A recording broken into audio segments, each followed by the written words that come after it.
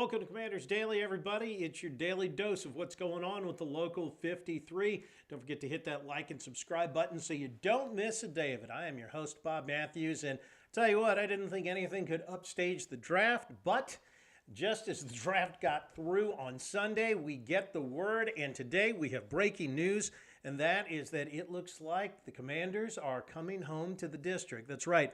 Earlier today, Josh Harris, Mayor Muriel Bowser, and NFL Commissioner Roger Goodell had a press conference in which they announced that the city and the team has agreed on a $3.7 billion project, the centerpiece of which will be the new, let's just for the moment call it the new RFK Stadium. We know it's not going to be that by the time that it opens, which should be in about 2030. But it's all going to be part of a redevelopment of the area on the old RFK site. There's going to be obviously shops, there's going to be apartments, condos, and according to Mayor Bowser, it's going to be about 30% affordable housing. Now, there's still a lot of ground to cover with this thing. Most importantly, the fact that City Council does have to approve this, and the city is going to be on the hook for about $1 billion in public money if this thing goes through as it's envisioned right now. Is it going to go through? Yeah, overwhelmingly, the odds are overwhelming that it will go through. But there's going to be some consternation before it does. There are some citizen groups that are trying to push to get a ballot initiative.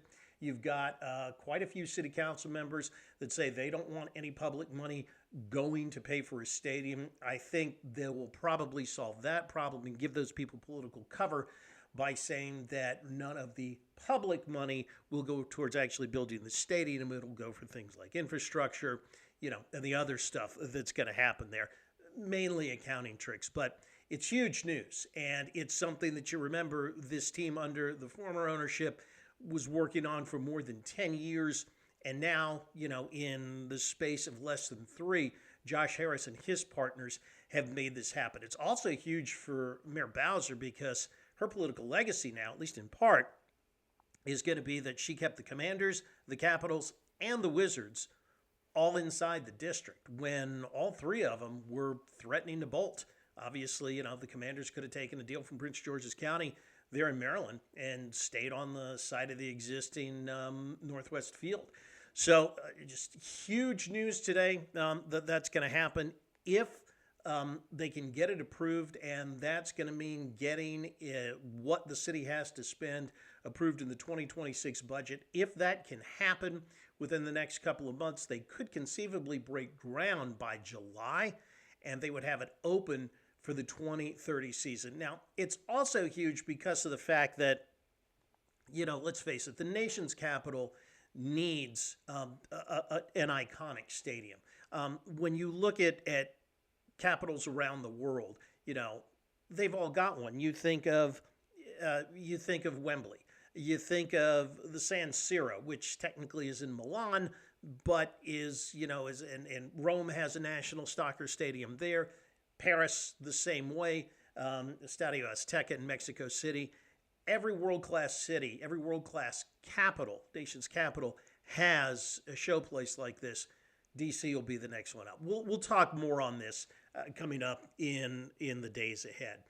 We do need to talk a little bit about the draft. When we last left you, the Commanders had made their first pick on Josh Connerly. They made their second-round pick on defensive back corner Trey Amos from Ole Miss. I like this pick a lot. If you remember, we talked about Amos when we were looking at defensive backs, and I think he's a good pick. You heard Adam Peters say it in the press conference, and just about everybody was in agreement that Amos was, without a doubt, a first-round talent that just happened to fall to the second round. And this is, it's really, really perfect for the Commanders.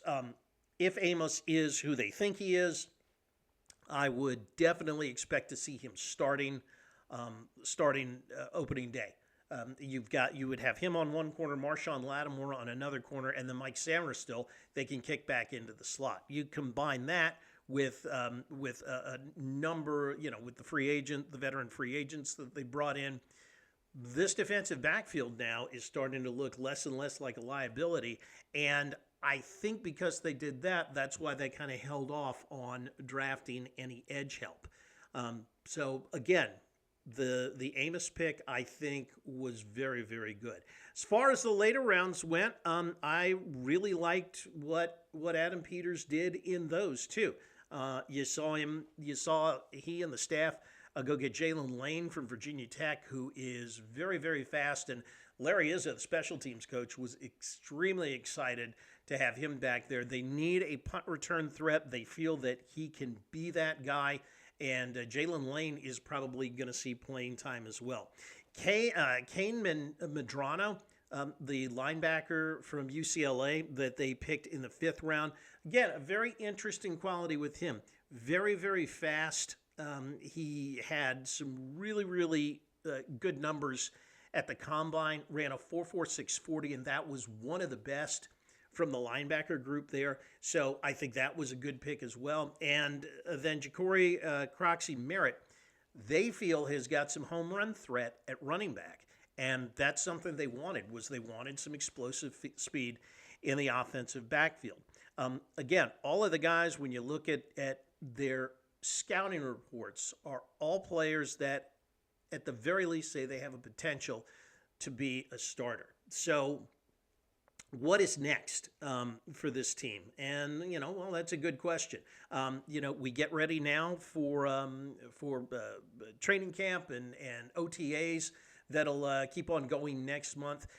It's interesting, though, when you look at these draft picks, when you look at what they've got, they all had one thing in common, and that's speed.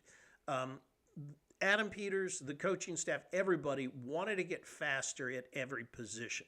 Now, I know everybody's a little concerned that they didn't do anything about the edge, but I think edge rusher is a problem that they're going to be able to solve either in May or when roster cuts come in June and then during training camp. Don't think that what you see on the roster right now as far as edge rushing goes is what they're going to go into the season with.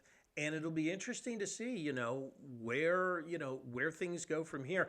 Also, don't discount the fact that Trey Hendrickson is still out there. Now that we're through the 2025 draft, if things line up correctly, does Adam Peters take a swing with some of his future draft capital in 2026 to try and land Hendrickson from Cincinnati? Remains to be seen. I'm sure it's something we'll be talking about in the days and weeks ahead. All right, that's going to do it for us. Don't forget, hit that like and subscribe button. The Commanders look like they are heading back to D.C., and they're doing it with a bunch of new draft picks. We'll talk all about it again coming up tomorrow. Have you a good one. Remember, like the wise man once said, if you're out on your bike tonight, as always, do wear white.